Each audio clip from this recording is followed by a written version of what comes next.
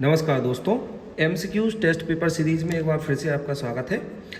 इस क्लास में हम आज बायोकेमिस्ट्री के एमसीक्यूज को डिस्कस करने वाले हैं। अभी तक 2 क्लास और बायोकेमिस्ट्री की एमसीक्यूज की हम कर चुके हैं, जिनमें हमने इंपॉर्टेंट एमसीक्यूज के बारे में डिस्कस किया था। जो भी और बचे हुए एमसीक्यूज हैं वो 2 क्लासेस में और हम बायोकेमिस्ट्री को कवर कर लेंगे। उसके बाद फिर हम हेमेटोलॉजी को देखेंगे। हेमेटोलॉजी के जितने भी बचे हुए एमसीक्यूज हैं या महत्वपूर्ण हेमेटोलॉजी से या ब्लड बैंक से, ब्लड से रिलेटेड जितने भी एमसीक्यूज हैं उनको हम आगे की 2-3 क्लासों में डिस्कस कर लेंगे। तो अभी ये बायोकेमिस्ट्री की हमारी तीसरी है। इसके बाद एक और क्लास करेंगे बायोकेमिस्ट्री की, तो फिर बायोकेमिस्ट्री हमारा पूरा कवर हो जाएगा। चलिए देखते हैं कौन कौन से इंपॉर्टेंट एमसीक्यूज हैं। आज का हमारा पहला एमसीक्यूज है, which vitamin is important for the formation of red blood cells, यानी कौन सा विटामिन लाल रक्त कणिकाओं के निर्माण के लिए महत्वपूर्ण है। ऐसा कौन सा विटामिन है जो रेड ब्लड सेल्स के फॉर्मेशन के लिए इंपॉर्टेंट होता है।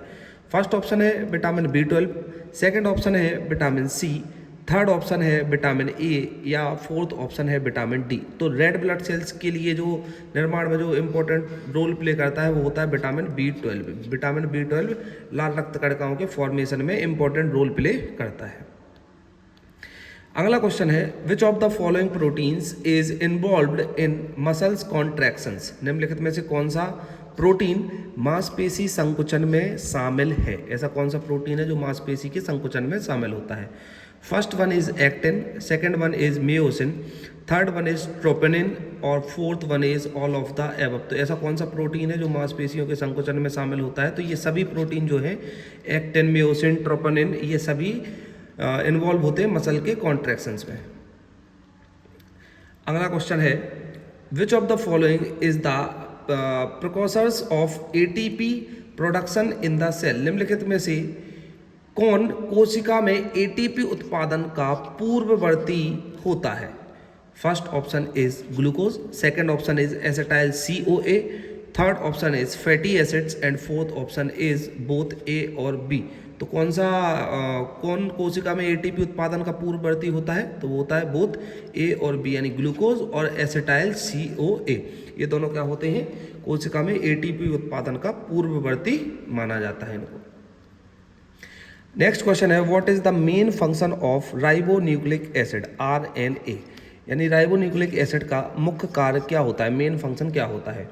First one is carry genetic information, second one is catalyse reaction, third one is assist in protein synthesis and fourth one is store genetic materials. तो ribonucleic acid यानी RNA का जो main function होता है वो क्या होता है, वो होता है assist in protein synthesis. Protein संश्लेषण में सहायता करते हैं राइबोन्यूक्लिक एसिड RNA।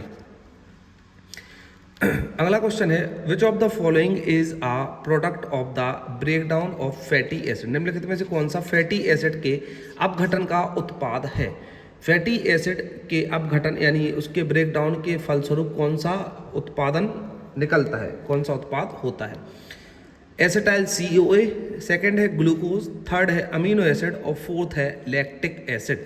तो इसमें से एसिड के अपघटन में कौन सा उत्पाद होता है, तो एसिटाइल CoA जो क्या होता है वो रिलीज होता है। अगला क्वेश्चन है, which of the following is the building block of proteins. निम्नलिखित में से कौन प्रोटीन का निर्माण ब्लॉक है, building block. First one is fatty acids, second one is amino acids, third one is nucleotides and fourth one is monosaccharides. तो निम्नलिखित में कौन सा प्रोटीन निर्माण का ब्लॉक होता है, तो होता है अमीनो एसिड। अमीनो एसिड सबसे लास्ट कण होता है प्रोटीन का। सबसे डाइजेशन के फलस्वरूप प्रोटीन का जब डाइजेशन होता है सबसे लास्ट कण जो बचता है वो अमीनो एसिड ही बचता है। चलिए अगला क्वेश्चन देखते हैं। अगला क्वेश्चन है, which of the following molecules is a component of the cell membrane. निम्नलिखित में से कौन सा अणु कोशिका झिल्ली का घटक है। कौन सा अणु है जो कोशिका झिल्ली का कंपोनेंट्स है। फॉस्फोलिपिड्स, प्रोटीन्स, कार्बोहाइड्रेट्स या ऑल ऑफ द एबव। तो ये सभी जो होते हैं ये इन सभी तत्वों से मिलकर कोशिका झिल्ली यानी प्लाज्मा मेम्ब्रेन, सेल मेम्ब्रेन जो होती है वो बनी हुई होती है। नेक्स्ट क्वेश्चन है, which of the following vitamins is involved in collagen synthesis. निम्नलिखित में से कौन सा विटामिन कोलाजन के संश्लेषण में शामिल होता है। First one is vitamin A, second one is vitamin C, third one is vitamin D and fourth one is vitamin B12। तो विटामिन, कौन सा विटामिन है जो कोलेजन संश्लेषण में शामिल होता है? तो vitamin C is the right answer. Vitamin C क्या होता है? कोलेजन के संश्लेषण में मदद करता है। अगला क्वेश्चन है what is the end product of glycolysis? Glycolysis का अंतिम उत्पाद क्या है? First one is pyruvate, second one is glucose, third one is acetyl CoA and fourth one is lactic acid. तो ग्लाइकोलाइसिस का जो अंतिम प्रोडक्ट होता है वो होता है pyruvate. Pyruvate is the right answer. Next question है which of the following enzymes is responsible for the breakdown of hydrogen peroxide? निम्नलिखित में से कौन सा एंजाइम हाइड्रोजन परऑक्साइड के विघटन के लिए जिम्मेवार होता है? ऐसा कौन सा एंजाइम है जो हाइड्रोजन परऑक्साइड के विघटन के लिए जिम्मेवार होता है? First option is catalyse, second one is amylase, third one is lipase and fourth one is proteases.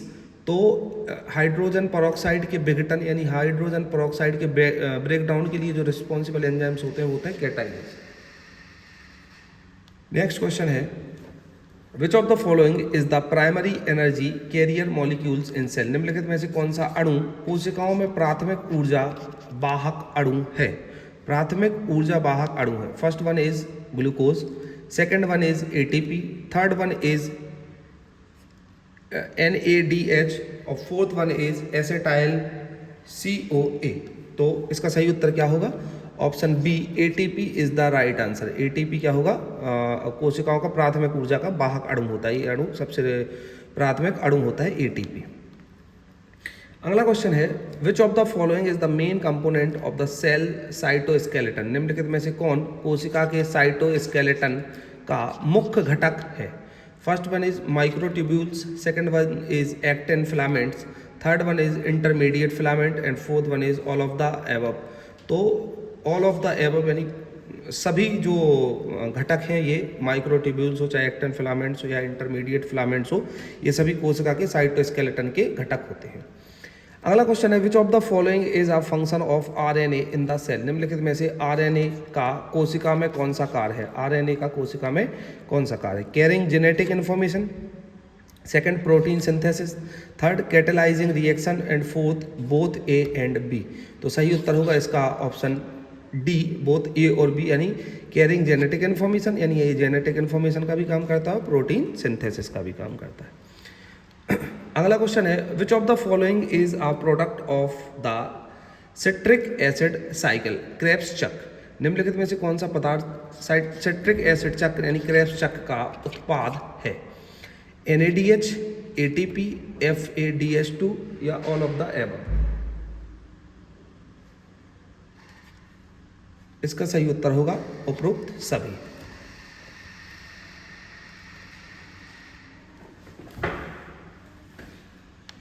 Next question है which of the following is a function of the liver in metabolism? निम्नलिखित में से यकृत का चयापचय में क्या कार्य है यकृत का? First one is detoxification, second one is glycogen storage, third one is synthesis of blood proteins and fourth one is all of the above. इसका सही उत्तर होगा ऑल ऑफ द एबव। यकृत के चयापचय का कार्य क्या होता है? डिटॉक्सिफिकेशन भी करता है, ग्लाइकोजन को स्टोरेज भी करता है, सिंथेसिस ऑफ ब्लड प्रोटीन्स भी का भी काम यकृत के द्वारा किया जाता है। अगला क्वेश्चन है which of the following is the precursor molecules for the synthesis of DNA? निम्नलिखित में से कौन सा अणु DNA के संश्लेषण के लिए पूर्ववर्ती है? Nucleotides, amino acid, fatty acid या ग्लूकोज? तो कौन सा अणु है जो DNA के संश्लेषण का पूर्ववर्ती होता है? तो वो होता है न्यूक्लियोटाइड्स। न्यूक्लियोटाइड्स जो होता है वो DNA के संश्लेषण का पूर्ववर्ती अणु होता है। अगला क्वेश्चन है which of the following is a type of RNA that helps in protein synthesis? निम्नलिखित में से कौन सा RNA का प्रकार प्रोटीन संश्लेषण में मदद करता है?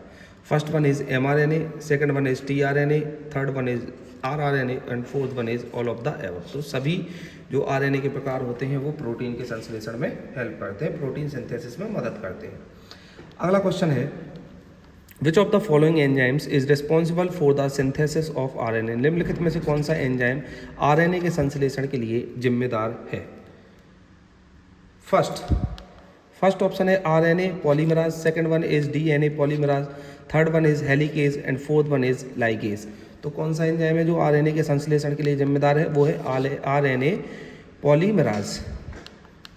अगला क्वेश्चन है, which of the following molecules is the primary fuel for cells? निम्नलिखित में से कौन सा अणु कोशिकाओं के लिए प्राथमिक ईंधन है?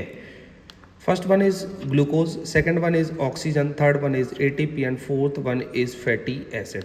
तो सही उत्तर होगा ग्लूकोज। जो कोशिकाओं के लिए प्राथमिक ईंधन माना जाता है वो ग्लूकोज माना जाता है। अगला है, what is the function of insulin in the body? शरीर में इंसुलिन का कार्य क्या होता है? Increase blood glucose level, decrease blood glucose level, stimulate protein synthesis या रेगुलेट ब्लड प्रेशर। तो रक्त स्तर को घटाना, ब्लड में जो ग्लूकोज होती है ग्लूकोज के स्तर को घटाना, ब्लड ग्लूकोज के लेवल को मेंटेन बना के रखना, ये काम होता है इंसुलिन का।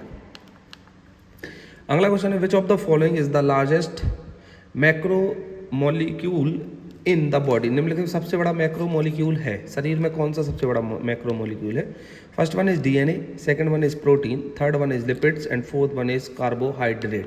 सो सबसे बड़ा मैक्रो मॉलिक्यूल जो होता है वो डीएनए होता है। अगला है, which of the following vitamin is important for vision? निम्नलिखित में से कौन सा विटामिन दृष्टि के लिए महत्वपूर्ण होता है? Vitamin A, vitamin C, vitamin D या विटामिन B12? इसका सही